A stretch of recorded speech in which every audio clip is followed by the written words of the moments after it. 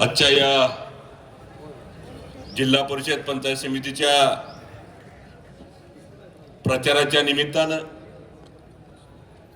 प्रचाराच्या शुभारंभानं प्रसंगानं जिल्ह्याचे भाजपचे नेते सन्माननीय प्रशांतरावजी परिचारक साहेब, या कार्यक्रमाला उपस्थित असणारे आपल्या सर्वांचे सहकारी युवराजदादा पाटील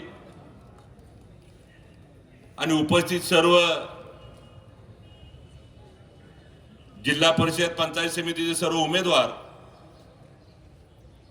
भाजपचे सर्व पदाधिकारी, सहकारी शिवराई साखर कारखान्याचे सर्व सहकारी संचालक मंडळ, पांडुरंग सहकारी साखर कारखान्याचे सर्व संचालक मंडळ,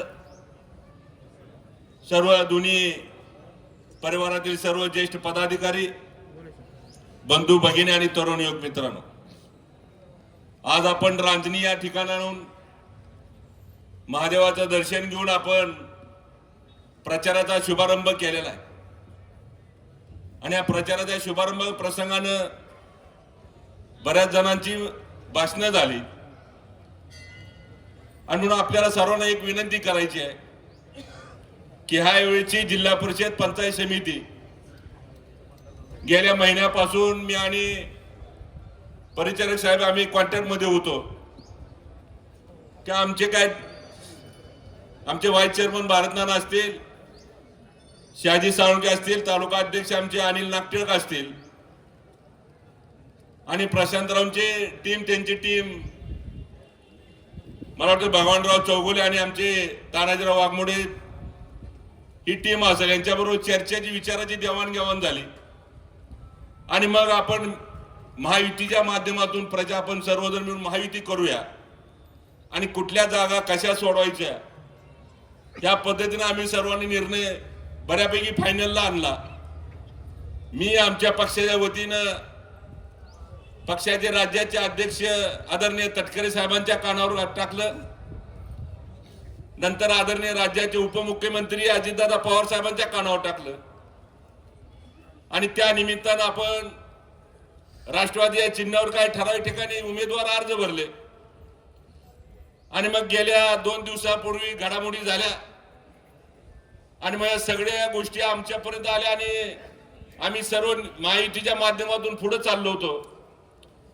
आणि मग अचानक जी बी फॉर्म दुसऱ्याच गाड्याला मालक केलं आणि मग त्याच्यामुळे ह्या सगळा डिस्टर्ब झाला. तरी पण परिचारक साहेब आणि भाजपचे जिल्ह्याचे अध्यक्ष आणि राज्याचे आपले सोलापूर जिल्ह्याचे पालकमंत्री जयकुमार गोरे साहेब यांच्या कानावर, या तिघांच्या कानावर टाकल्यानंतर यांनी प्राधान्यानं गणेश पाटील असतील, समाधान काळे असतील, आम्ही युवराजदादा सर्वजण मिळून त्यांना भेटलो आणि त्यांनी सन्मानपूर्वक आपल्या विचाराची जी माणसं आहेत ती जिल्हा परिषद पंचायत समितीच्या माध्यमातून उमेदवार आहेत त्यांनी दिल्या.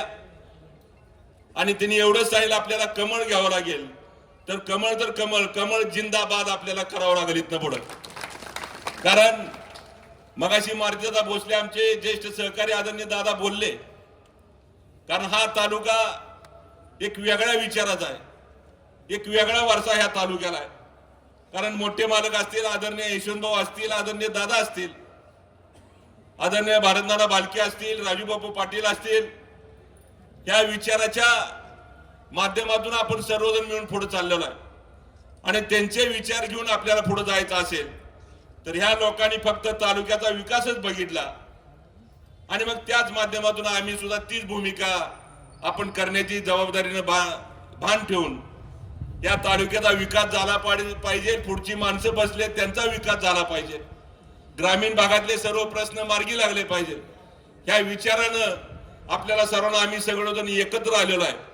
आणि त्यामुळं मगाशी कल्याण पाटील साहेब म्हणले त्या पद्धतीनं आम्ही जसं एकत्र आलोय त्याच पद्धतीने तुम्ही सुद्धा मतदानाच्या माध्यमातून एकत्र येऊन आपल्याला कसं गावातलं पैकीच्या पैकी कसं मतदान होईल तिची जबाबदारी तुम्हाला आणि आम्हाला सर्वांना मिळून पार पाडावी लागेल.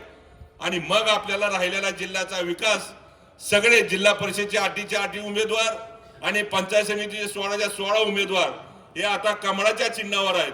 आणि मग हे सगळे उमेदवार प्राधान्यानं जेवढी जास्तीत जास्त मतदान करून पैकीच्या पैकी मतदान हे होणाऱ्या पैकीच्या पैकी मतदान हे कमळाला व्हावं ही विनंती या निमित्तानं करतो।